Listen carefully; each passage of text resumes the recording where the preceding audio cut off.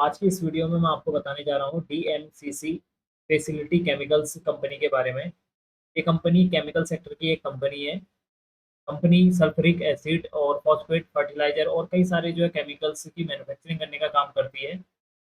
इसके जो केमिकल्स होते हैं ये फार्मास्यूटिकल कंपनी, डिटर्जेंट जो इंडस्ट्रीज होती हैं और भी कई सारी इंडस्ट्रीज में ये केमिकल्स यूज होते हैं। तो चलिए अब वीडियो को स्टार्ट करते हैं।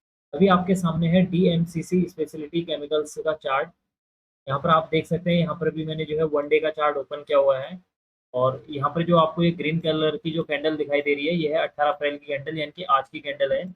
और इस स्टॉक को मैंने करीब आज के दिन में यानी कि 18 अप्रैल के दिन में करीब 10:30 के आसपास जो है आइडेंटिफाई किया था। उस वक्त इसका प्राइस अराउंड जो है 345 340 के आसपास था, लेकिन डे एंड होते होते ये स्टॉक का जो प्राइस है वो 355 360 का जो हाईएस्ट प्राइस पहुंच गया था। और इसकी जो क्लोजिंग हुई है 355 पर इसकी क्लोजिंग हुई है। और यहाँ पर जो अगर आप ये रेड कलर की जो लाइन देख रहे होंगे, हॉरिजॉन्टल लाइन, ये उस वक्त मैंने जो है रेजिस्टेंस लगाया था, क्योंकि इसका जो प्राइस है 10:30 के आसपास अराउंड जो है 345 के आसपास था।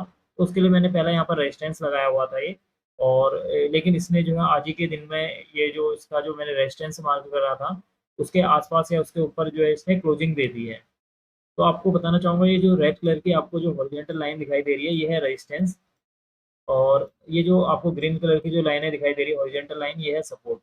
जैसा कि मैंने आपको बताया कि ये जो ग्रीन कलर की जो कैंडल, ये बुलिश कैंडल आपको दिखाई दे रही है, ये 18 अप्रैल यानी कि आज की कैंडल है।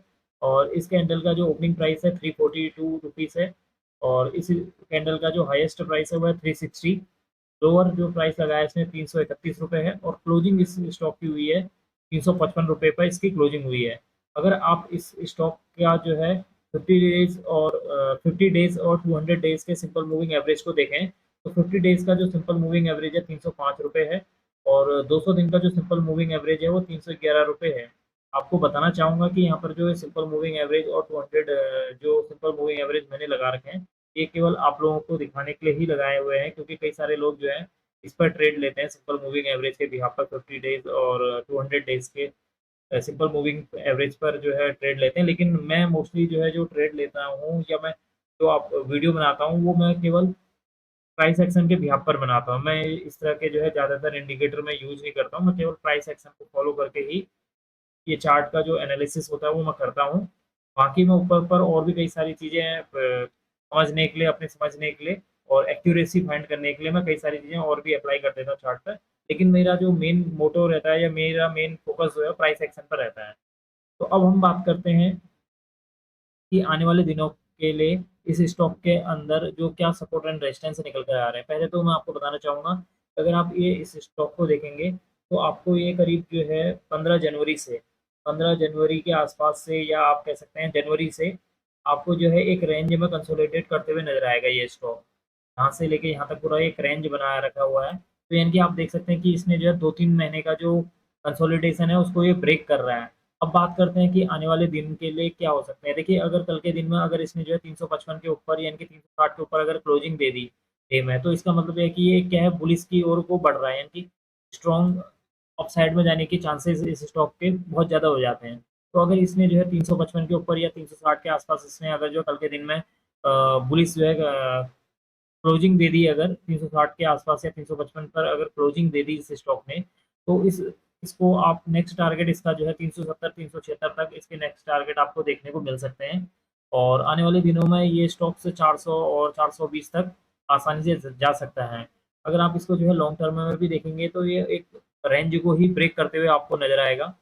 और अगर मैं आपको इसके जो है, और दूसरा अगर आप इसको जो है 15 मार्च से देखेंगे, तो 15 मार्च के आसपास से आपको ये कंटिन्यू एक अपसाइड में नज़र आएगा ये स्टॉक। तो ये स्टॉक में मुझे जो है बुलिशनेस दिखी, तो मैंने सोचा आज इसके ऊपर मैं एक वीडियो बना दूँ।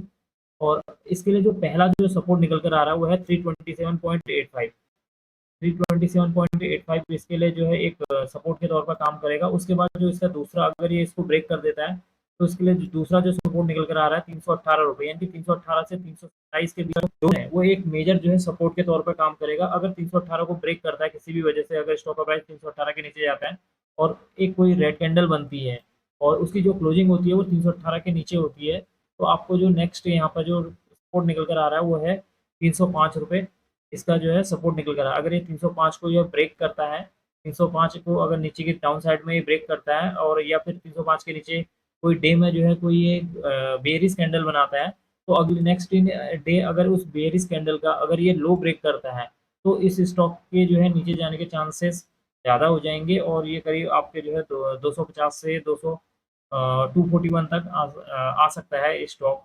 और ये 241 वाला जो जोन है वो इसके लिए जो है एक मेजर सपोर्ट का काम करेगा। वैसे मुझे अभी लग नहीं रहा है कि ये स्टॉक का प्राइस यहाँ तक आ सकता है। हाँ, ये है कि अगर किसी भी तरह की जो कोई बैड ग्लोबल न्यूज़ की वजह से ही स्टॉक यहाँ तक आ सकता है, लेकिन अभी मुझे इस स्टॉक के अंदर एक अपसाइड नज़र आ रही है। जैसा कि मैंने आपको बताया कि अगर ये कल के दिन में अगर ये 355 के ऊपर ब्रेक करने के बाद अगर 360 के ऊपर डे में क्लोजिंग दे देता है, तो इसके चांसेस जो है 370, 380 और या 400 तक आसानी से ये स्टॉक जो है पहुँच सकता है आने वाले दिनों में। तो ये था इस स्टॉक के बारे में। अब मैं इस वीडियो को यहीं पर एंड करूँगा और लास्ट में मैं आपको एक बात आपको बताना चाहूँगा या बोलना चाहूँगा कि अगर आप इस वीडियो को देखते हैं और अगर आप लाइक करते हैं वीडियो को, तो आप कमेंट भी कर दीजिए, जिससे मुझे मुझे थोड़ा-सा एक मोटिवेशन मिलेगा कि कौन-कौन लोग ऐसे हैं जो है वीडियो को डेली देख रहे हैं और लाइक कर रहे हैं, पसंद कर रहे हैं। और अगर आपकी कोई क्वेरी हो, किसी भी स्टॉक के रिगार्डिंग कोई क्वेरी हो, तो आप मुझे जो है सेंड कर सकते हैं या अगर आपको उसके ऊपर कोई वीडियो चाहिए तो मैं कोशिश करूँगा कि उसके ऊपर मैं वीडियो बना सकूँ।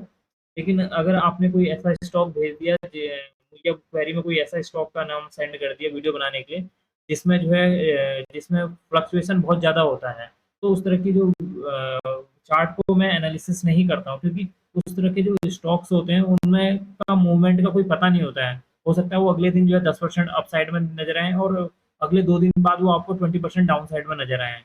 तो इस तरह के जो स्टॉक हैं उनमें फ्लक्चुएशन बहुत ज़्यादा होता है और जो प्राइस का मूवमेंट होता है वो काफ़ी ज़्यादा जो है ज़्यादा रहता है और आप उसे जो है आइडेंटिफ़ाई नहीं कर सकते इतनी आसानी। तो ये थी इस डीएमसीसी चार्ट के रिगार्डिंग वीडियो। और अगर आपको यह वीडियो पसंद आई हो तो please like, share and subscribe करना ना भूलें and don't forget to press notification bell icon for new videos.